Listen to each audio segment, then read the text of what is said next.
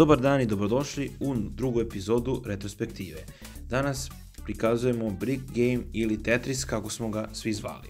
Veoma popularna ručna konzola 90-ih. Predstavljala je klon originalne Tetris igre koji je razvio ruski programer Aleksej Pažitnov za ruski Elektronika 60 sistem.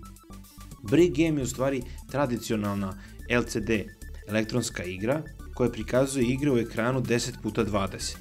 Obično su poređene igre azbučnim redom, gdje svako slovo predstavlja igru. Svaka igra ima svoje varijacije, težinu i brzinu. Brick Game je postao popularan nekoliko godina prateći uspeh Tetrisa i sličnih igara 80. godina.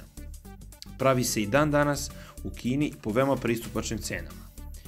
Iako je gaming industriju, misli se na ručne konzole, pokrenuo Game Boy ranih 90. godina, nisu svi mogli da ga priušte, tako da je Brick Game postao veoma pristupačan i dostupan svuda.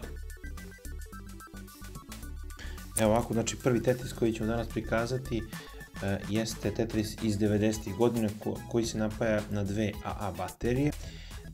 On se razlikuje po tome zato što ima 8 igrica, od toga je prve 4 su samo varijacije Tetrisa, nema gornje dugme kao i nema reset dugme. Sada imate priliku vidjeti drugi Tetris koji ja čuvam iz neke 2000, možda druge, treće godine. On se također napaja na dve A baterije i za razliku od prethodnog on ima znači gornje dugme, također ima i reset dugme. Kvalitet dugmića je ok, nije kao na originalnom, ali je ok. Također on je dosta manji u odnosu na ovaj prethodni Tetris iz 90-ih, ima drugačije igrice. I ovo je treći Tetris koji ja imam, on je od prošle godine, od 2019. godine. Razlika je od ostalih jeste da su dugmići mnogo deblji i dosta su mekši, kako da vam objasnim. Također ima četvrto navigaciono dugme kao prethodni i ima dosta slične igrice kao prethodni, međutim ima i dosta igrica koji nema.